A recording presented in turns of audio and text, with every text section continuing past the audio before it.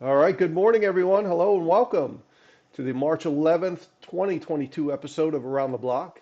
I'm your host, Dave Yarnak. I'm the Director of Blockchain Strategy at Tron. Around the Block is another way that Tron continually engages with our community and is part of the commitment we have to our community's growth and success. In this series, we interview leaders in blockchain and crypto, and we explore the technical, the strategic, and the social implications of our industry. You can find Around the Block each week as we stream it live on the DLive protocol and also on the TronDAO YouTube channel.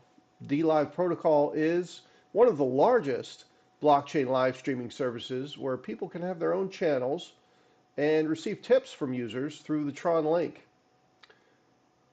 So today we're going to be taking a closer look at digital assets. We'll be discussing a wide range of topics on them, including their creation, regulation, adoption, and growth. And our guest today is Gabor Gurbacs. He is the Director of the Digital Asset Strategy at VanEck. Gabor, welcome. Hey Dave, good to be here. Well, thank you. So Gabor, you are the Director of Digital Asset Strategy. So it has to be a pretty new, or at least relatively new type of role. How did you get into that role? Oh well, long story. So I started working with VanEck about 8 years ago, and I've been building exchange-traded products for the fund. So new exciting areas like esports, blockchain, green bonds, and sort of new funds that you don't find in the regular fund lineups of investment houses.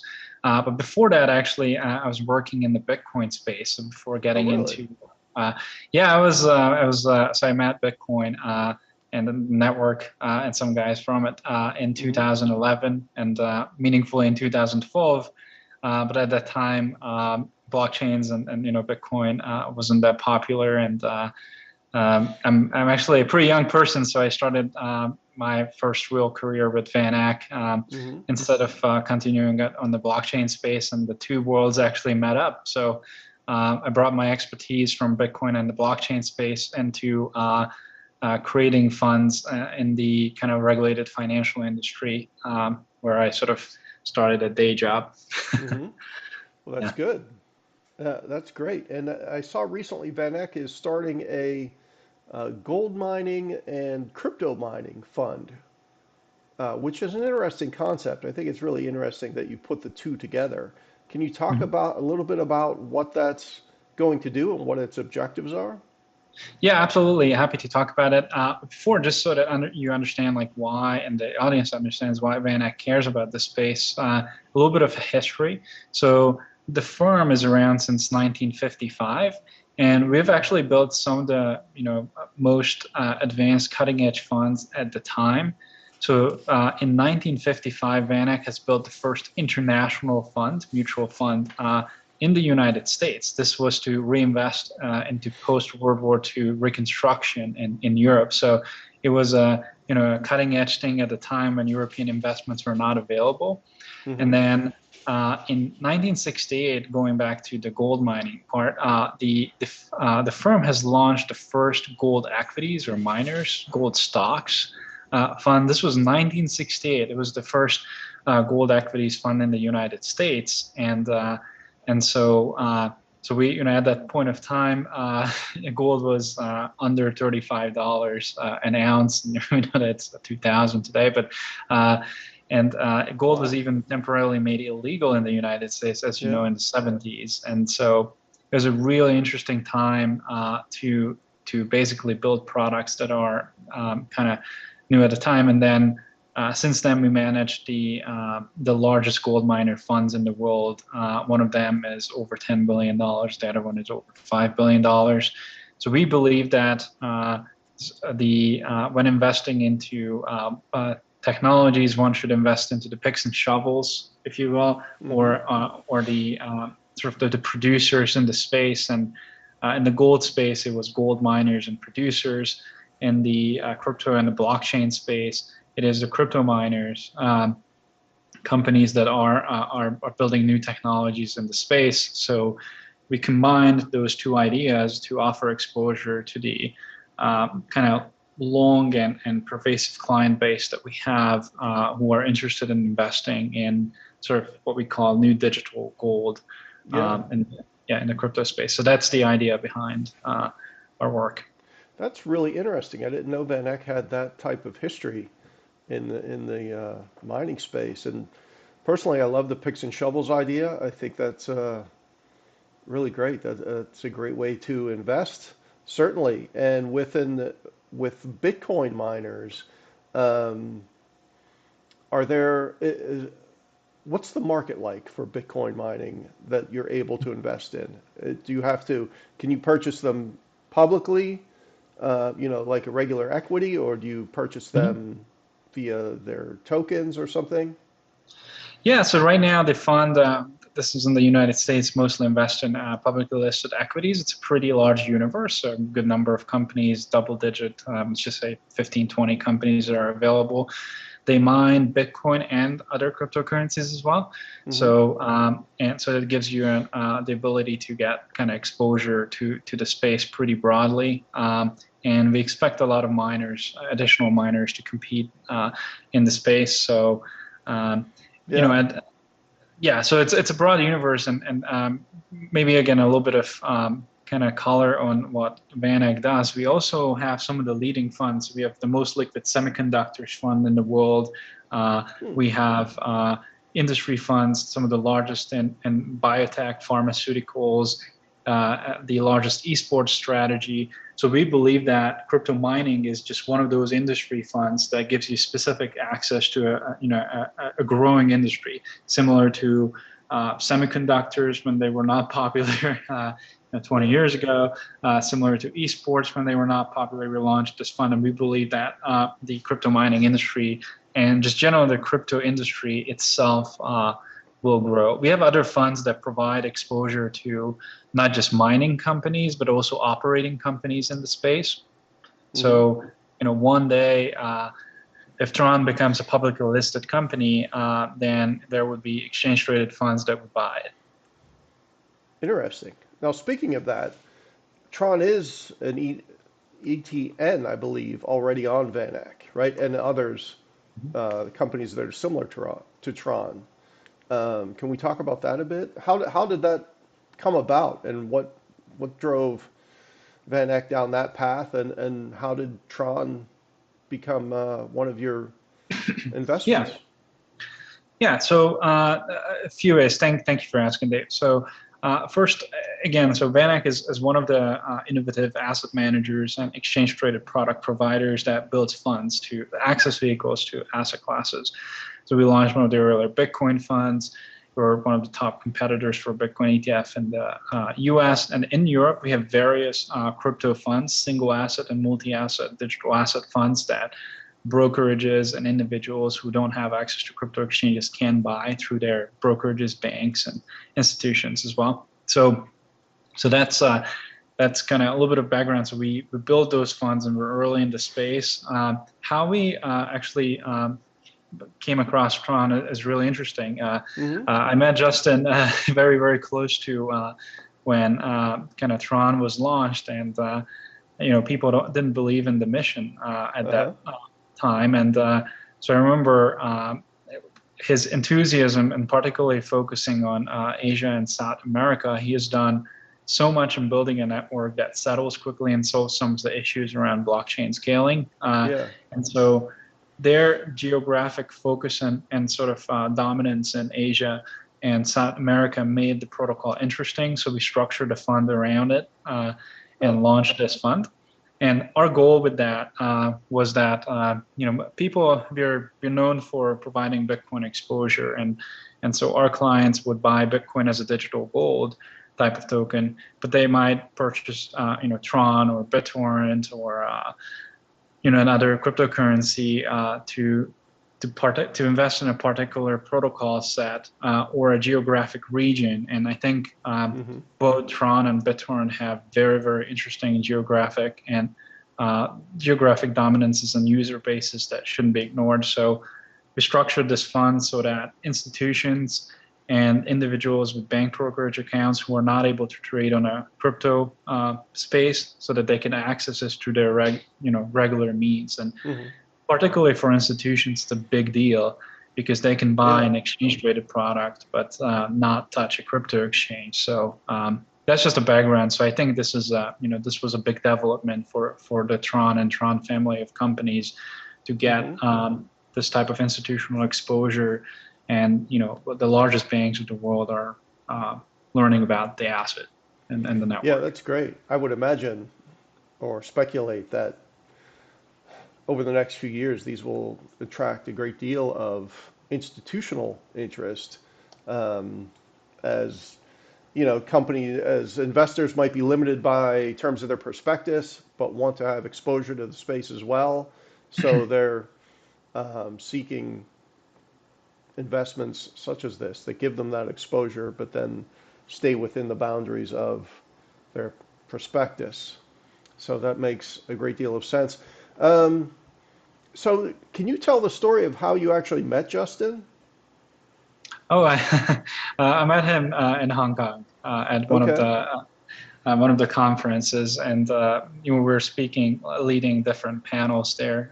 He was talking about blockchains and sort of a Tron, and I was speaking about institutional adoption, and this was in Hong Kong, and I thought that he's a great guy, hustles really hard, one of the best marketers in the space. So since then he also has a great deal of experience with strategy. He has a lot of diplomatic relationships and ambitions, and Justin and I are similar ambitious, I would say, at different parts of the world.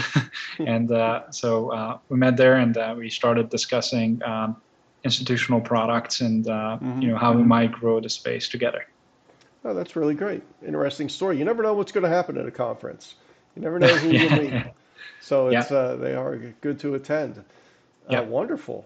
And you're right. Tron has had amazing growth in the APAC region overall, and it's really been fantastic over the last 3 years, 4 years, and now we are, I think, continuing to grow through Europe and into North America, and that's really, I think, a big part of our focus right now is really becoming more well known in the U.S.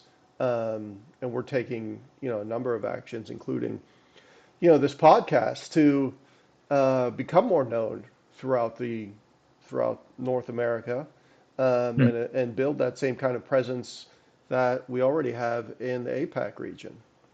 Right. So, and I think you guys are, just a very quick comment on that, you're doing a good job on that. I think the Poloniex acquisition, while these are separate organizations, and I note that, but I think generally the Poloniex acquisition, the growth with BitTorrent, are sort of putting a pretty significant footprint in North America, which I think that there's just a lot of growth here, and there's a lot of growth that can come in a regulated way, and so I think that this is an interesting vector for you guys. Yeah, I agree. So speaking of growth in North America, I mean, as you're aware, there was an executive order that came out this week from the president talking about crypto regulation and really a lot of DeFi regulation. What was VanEck's take on that regulation or on the executive order, and how is VanEck kind of approaching a more regulated environment? Yeah, so one, I would note that I can't officially comment on sort of on the VanEck side. We all have different opinions at VanEck. This is one of the things that we are encouraged to have at the firm. So I can give you my view. I manage many of the regulatory relationships for VanEck, and I'm in touch with some of the highest level people around digital asset regulations and government in North America, so I can give you a pretty good view. So I view the space, and I was one of the earliest persons to comment on the executive order before it came out and after it came out, that it is largely a net positive for the space. It's a net positive for the space because North American regulators are starting to focus on the space, and the intention is to support growth, innovation, and make sort of like strategic partnerships in the space. So I think it's very good for the space in general. So that would be comment one. A lot of people feared that this would be a negative kind of regulation, but I believe that's actually positive. And second thing I would say is that a lot of crypto companies in the United States already abide by regulation that are set forward by the CFTC, banking regulations, or the SEC. So to me, like some of the greatest thing is that now we are focusing on the space, and these crypto companies are already doing the right things in transaction monitoring, reporting, and so on. So there's already a lot of things in place. So with this order, people will realize, especially in regulatory circles, that this space is fairly clean, and while it's innovative and some of it is early stage, it has good intentions. And frankly, as in the executive order, it's been flying. It's a $3 trillion space. It's a little bit, after the market correction, it's a little bit smaller. But I believe that the space can be 10 trillion, maybe $20 trillion. Definitely over 10. What's that? I said, let's hope. Yeah, let's hope. Yeah. So there's a lot of growth in the space, and I think governments and regulators are increasingly realizing that we need to strategically align in order to sort of build in this space. And maybe we talk about this later too, but there are other nations around the world that are also building on blockchains and facilitating payments and building on networks. And so Justin is doing actually a pretty good job on working with the World Trade Organizations and some of the diplomatic relationships that may actually end up with a lot more adoption in smaller countries, as well as larger countries. So I think so it's just the U.S. news is obviously it's big news because we're a pretty large country, but there are other nations around the world that are also kind of working on nation-state adoption. That and Justin is very active in bringing Tron to communities around the world, and I want to come back to that. But in terms of the regulation, I think one of the things that I think is going to be maybe more of a challenge for some of the DeFi crypto companies is KYC, and we'll have to figure out what exactly the rules are. But if they're similar to banks, how do you think crypto companies or crypto firms and DeFi firms will be able to deal with that challenge? Yeah, so generally I would say that crypto exchanges already have procedures and processes for AML, KYC, so anti-money laundering laws, know your customer laws, know your transactions, so KYT laws, as well as suspicious activity reporting. So the largest on and off ramps in the world, which are crypto exchanges and service providers, are already abiding by laws and regulations and structures that are in place for banks and financial services type of companies. So I think it's extremely good news, because while the framework for crypto assets are kind of evolving, this is already in place. And in fact, I think either the Department of Justice or State Department, I can't remember, said that, for instance, in the case of Russia can't avoid sanctions through crypto. And that is because the on and off ramps are regulated. It's a similar type of thing in the banks, right? Like while the actual physical dollar that you hold in your hand, which is kind of analogous to the token, is not de facto regulated on how you deal with each other when you pay or kind of go to a store or exchange it with a friend. But if you go to a bank or some financial institutions, and when you deal at scale, then there are rules of how things are being conducted. That's exactly the same in crypto.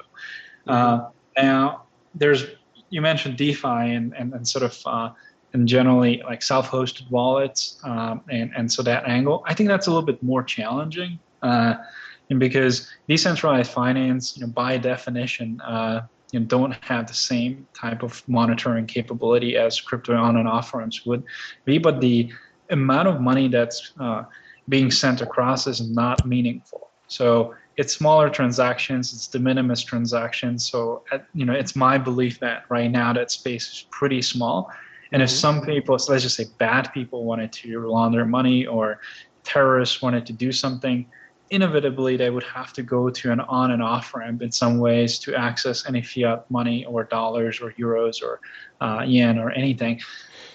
Then they would get caught, and there's good sort of like transaction monitoring tools. So overall, my kind of closing comments on this is, this space is as technologically advanced as possible, and I'm not concerned about anti-money laundering, know your transaction, and other types of issues. In fact, let me just say this: crypto actually helped catching a lot of bad guys, including dark markets, drug dealers, and so on, and that doesn't get enough press. So I think crypto is not a good place for money launderers. Excellent point. Excellent point. Thank you. And so now jumping to CBDCs, that's something that was discussed in the executive order. Nearly 100 countries around the world are working on CBDCs. Would that be a potential ETF for VanEck? Could you see something like that, or where you might mix them in? I don't care that much about that for an ETF because it's just currency, right? Yeah. So I usually like to say that the dollar, renminbi, and some other fiat currencies are already digital because the payment service companies are, transferring them in a digital way. If there's a central bank digital currency distributed through an app, it would not be any different than PayPal, Venmo, really, or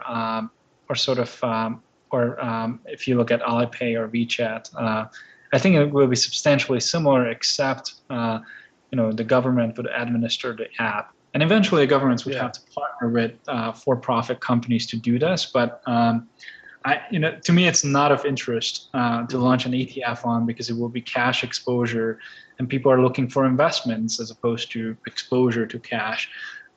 What's interesting to me is the potential public and private sector partnerships that can come out of CBDCs. So my guess is that a lot of small and medium-sized governments, maybe not the US and China, because there's just more centralized power and assets, but a lot of governments, even G20 governments, might work with a blockchain company to create their own central bank digital currency and distribute it in a way that's accessible for people broadly. So I'm really excited about that, and I think for Tron too, really interesting. Probably, So distribute it broadly. You mean outside of their country? Inside and outside, like it's both. Just kind of digitize your currency and distribute it in the blockchain space. What people didn't realize is the whole blockchain space and the crypto ecosystem at large is huge. So there's, I think, an estimated, the numbers are not exact, it's somewhere between 200 to 300 million users in crypto and growing. So there's a space of a very large community, and I think digitized versions of fiat currencies and CBDCs might be able to reach that community, and countries who are willing to work with blockchains will actually benefit from investment, from distribution, and so that's what I mean by it. And so both internal and external, and El Salvador is actually a great example. So that's interesting. So let's see. So one of these smaller countries. As they issue CBDCs, and the users of these are able to transact with the CBDC, with their digital currency on a daily basis, buying regular items that they need, then how much of a leap is it to begin transacting in other cryptocurrencies? Does that kind of open the door to using Mana or some other token for transactions? Yeah, I mean, you can, could be Tron, BitTorrent, Bitcoin, Ethereum, or really anything. So once you, one of the interesting stats that I like to highlight is 1/3 of the world, so literally 1/3 of the world, 33%, is under the age of 19 years old. Another third of the world is under 39. So 2/3 of the world are under 39 years of age, and most people of this category are digital natives. Beyond that, the last third of older generation, many of them are already have digital wallets. So by 2024, half of all mobile payment transactions will go through a wallet company. That includes a digitized version of PayPal, Venmo, WeChat, but credit cards and debit cards are becoming obsolete. Cash is becoming obsolete, and mobile wallets are taking their position. Right. Now, once you have a mobile wallet, you can put a central bank digital currency to it. You can put BitTorrent, Tron, Bitcoin, Ethereum, anything, Terra, Solana. So you can put all those into that digital wallet, and this 2/3 of the world that are digital natives are increasingly using mobile wallets. So I would think that more people will catch up and kind of use cryptocurrencies as a mean of transfer, as an investment, and the mechanisms to potentially swap between a central bank digital currency that's a legitimate legal tender and a cryptocurrency is not that big of a deal, and that will be commonplace and automatic in the matter of 2 to 3 years. That would be fantastic. So let's play that out. So as wallets become the primary source for holding payments, what's that impact on banks? I mean, it kind of seems to say that banks also go the way of, credit cards and other payment forms, right? I don't see, if you're going to keep everything in your digital wallet, why do you need a checking account? Yeah, I mean, this is an excellent question. So the impact on banks is twofold. So obviously, some of the bank services are going to go obsolete because the technology that is moving payments and ledgers and transactions is more improved. So a lot of that is going to go obsolete. And a number of banks are already pivoting into providing their own wallets or including crypto assets into their own wallets and investments. So my major prediction for the next 5 or 10 years is, one, banks will provide their own wallets, and they're going to be able to provide some crypto wallets. So we have just seen the largest custodian bank in the world, $47 trillion, State Street, announcing crypto custody. And I work with State Street in many forms, or many ways through my businesses, and I think that's a significant step. So I think that's a big one. Goldman Sachs also announced that they're going to do trading with their clients in crypto terms. So to simply put, there's an evolution of banks. So banks are going to be service providers to some of the wallets and crypto companies, and administrators and custodians of these assets, providing some of the services that they have already provided in the past, but for a new asset class. That's really interesting. But with north of 10,000 banks in the United States, I believe, they all can't be wallet providers, I would think. So maybe you see accelerated consolidation in that space, or exit in that space? No, they just they would pick up like a Tron wallet or a Bitcoin wallet or a BitTorrent wallet. Like it's that simple. They're not they're going to be service providers. So like, let me say this. So just a week ago, the state of Virginia, where a lot of the federal and government services are located, have approved banks, so Virginia banks, to hold cryptocurrencies. So now they're going to pick a technology, and they're going to be able to hold all kinds of cryptocurrencies. So while they didn't produce their own wallets, they're going to use some technology to access crypto assets. So this is incredibly powerful for both banks and the crypto ecosystem that this is now possible. This was just last week. Amazing.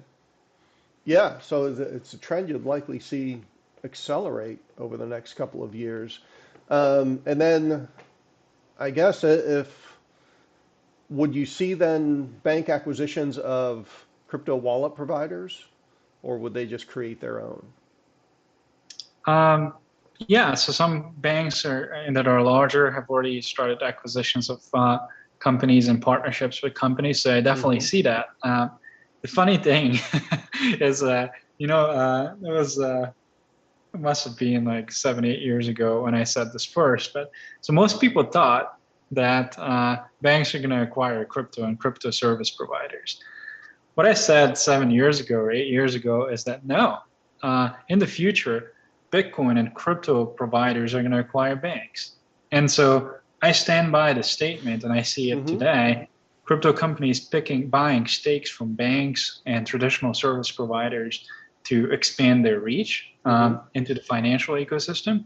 So, you think that so some of the crypto companies now have bigger balance sheets than banks, and with this growth rate, maybe even a major bank gets acquired by a crypto company. That's really interesting. Maybe Tron will buy a bank.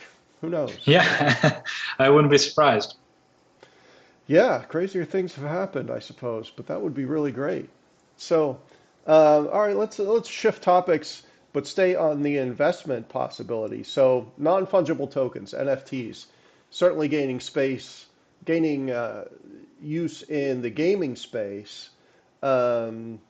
Likely, there's so many use cases for NFTs, from healthcare to entertainment to obviously finance, really quite a bit. Now, would there come a time, just from an investment standpoint, that you could see creating an ETF around NFTs? It depends. I think NFTs are mostly retail driven today. So people buy art in different ways, be it physical, digital, Right. and NFTs made it easy to buy art and creative work and sort of tokens with cryptocurrencies. So that is primarily individual and retail driven, in my opinion.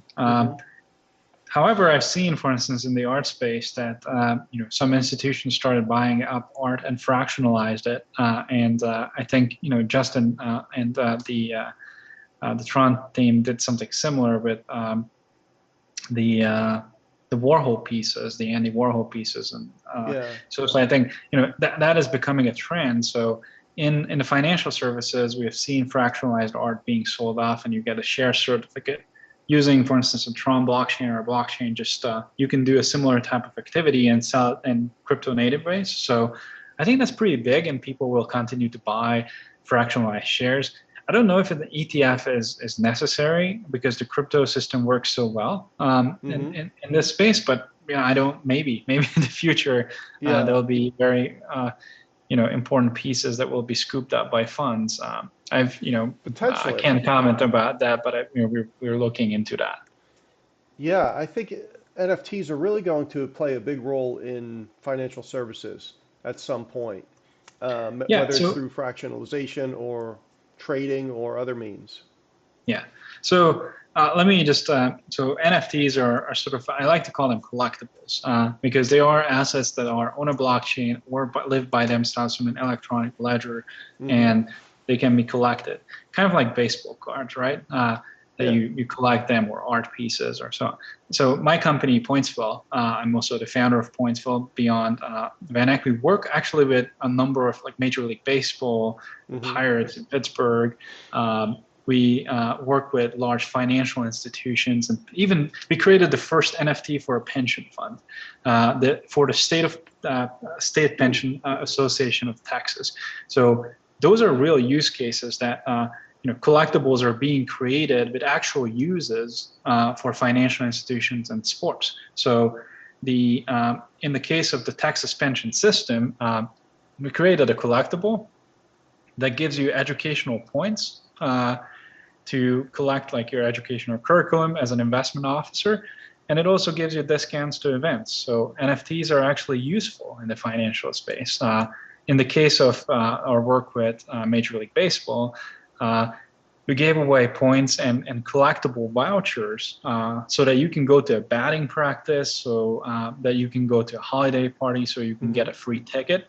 So we've actually implemented these use cases, and there's enormous demand in sports and finance for these kind of things. So to me, the most important thing is what my company actually did, in my view, much better than others, is we have found an actual use case. We didn't just put out monkeys, monkey pictures, but you get discounts for a baseball game, you get educational credit. And so my view is that we're going to see millions of NFTs, and those ones with a use will stay around for a long time, and major brands are going to launch their own. So yeah.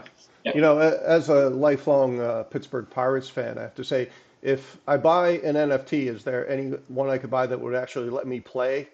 I mean, they're not doing that great lately. I think I could maybe take an at-bat or two, and not be that detrimental to the team. Well, I don't know. But what you can do is, if you are, let's just say, a season ticket holder, you can actually meet a player, and so those are things that the clubs offer, and this is interesting. Like, actually, it's in the Ballpark app. If you are season ticket holders, you can spend your points from the Pirates. You can check it out on different swag, and so your collectibles and vouchers allow you to redeem really cool things from the teams. And so anyways, like, you get experiences like going to actually meet a player, and which are certain, like, type of thing that people can't really get at this age easily. So that's the use of collectibles and NFTs. Yeah, NFTs are certainly great. I do think NFTs are going to move far beyond collectibles. Certainly, I think the health use cases in healthcare are numerous for NFTs, and they are. Gabor, you seem to have lost video. There you are. No, I'm here. Sorry, I just had a drink of water. Oh, that's all right. In healthcare, NFTs, I think, are really going to ultimately change the way healthcare is provided. Certainly, the way patients manage their own healthcare information. I'm very excited for that. But I think another thing,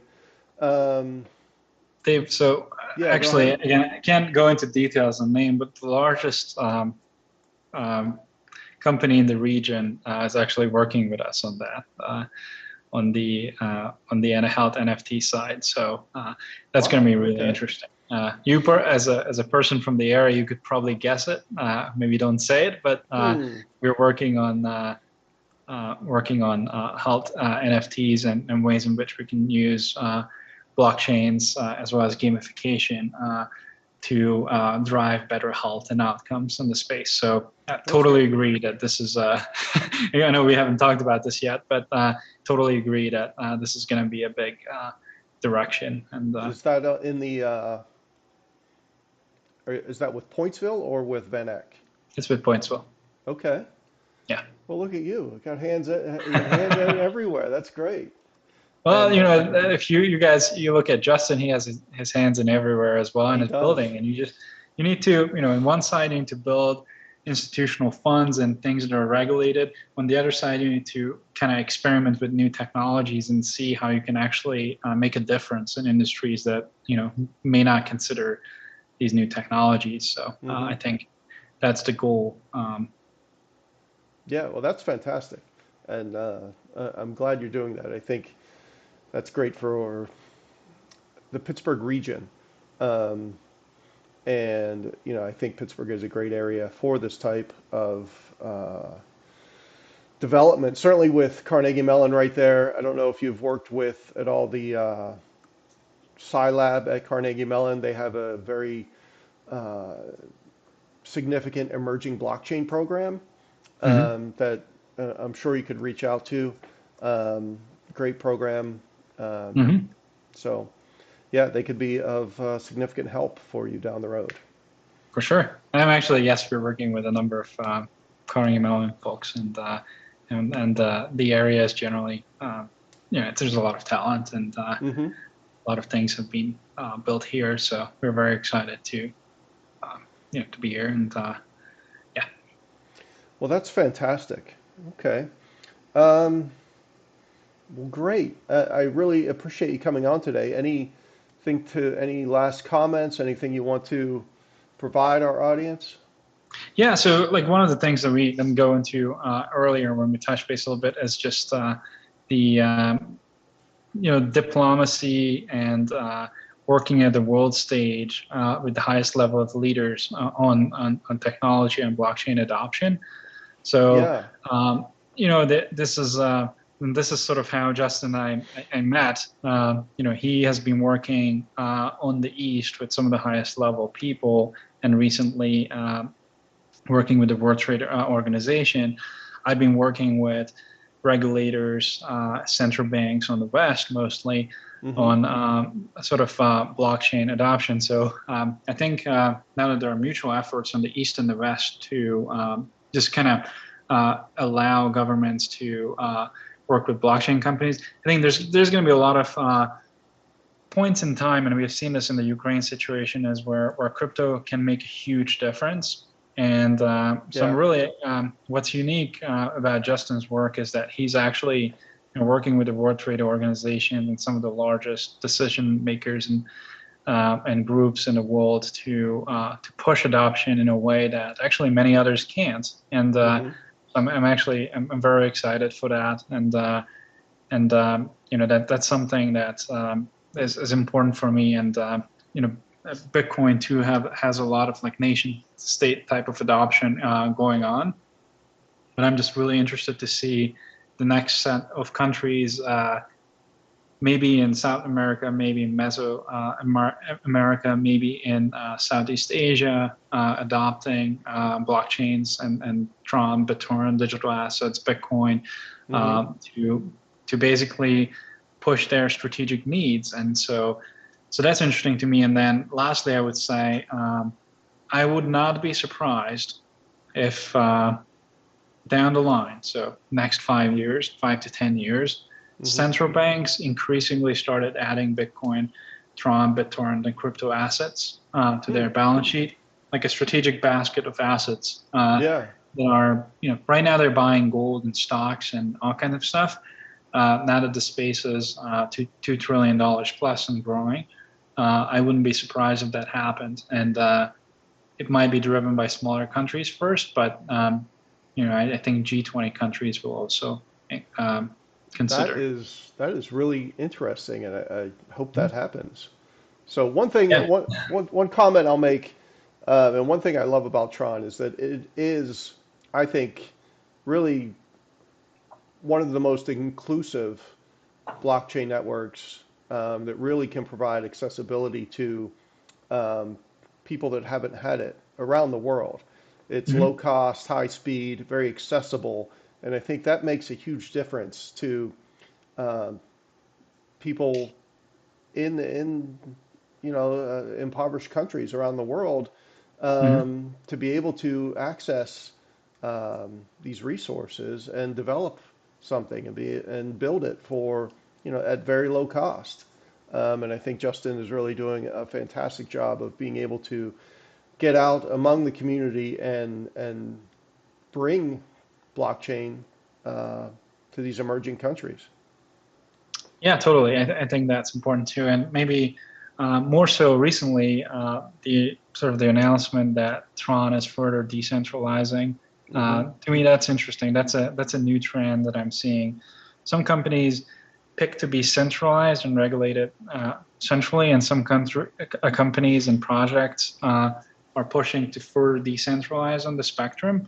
So I thought that was an interesting decision to kind of stick with the principles of, relinquishing control, further decentralize so that the community can own token in the network. I think we're going to see more of that in the future. I don't know if the media picked that up too much regarding Tron's push to be further decentralized, but I think it's an important thing that both should be encouraged and should be noticed as a strategic step. Yeah, I agree. I think it is important. I think you will see more of it going forward, and definitely I don't think the media, certainly the blockchain media in the U.S., really picked that up enough and how important it really is. But once again, Tron is on the front edge, leading in innovation. Yeah, absolutely. Okay. Yeah, so I mean, from decentralization to institutions creating exchange-traded funds through diplomatic relationships and nation-state adoption, there's a lot to look forward to, and so that's kind of on the Tron end. But Also, one of the things as a kid, BitTorrent was the first ever decentralized network that I interacted with and learned about. And people really underestimate BitTorrent and how big of a network it is, and how its 20 years of history has cemented the user base. So, for instance, BitTorrent has something like 2.5 billion downloads and 100 million active users. That's an enormous community in itself. So, and the technology behind it is fascinating for me. That's kind of truly borderless. So, we have announced with Pointsville, so which is my company, that we work with BitTorrent on points and rewards around the world. So that's, to me, that's really interesting that that big of a community is getting more integrated with some of our work with sports, finance, and larger sort of like established companies. So I think that's really noteworthy. That how much adoption is being pushed in from that large community into kind of sports and finance, and how the two world meets. And again, one of those things that people may not hear too often, but that is it's a huge adoption vector, and again, particularly finance and sports for the two networks will remain to be one of the largest kind of adoption vectors. And again, this is all beyond exchange traded funds. Yeah, well, that is fantastic. Gabor, thank you for joining us today. It has been a very interesting conversation. You brought up some really excellent points, really great insights.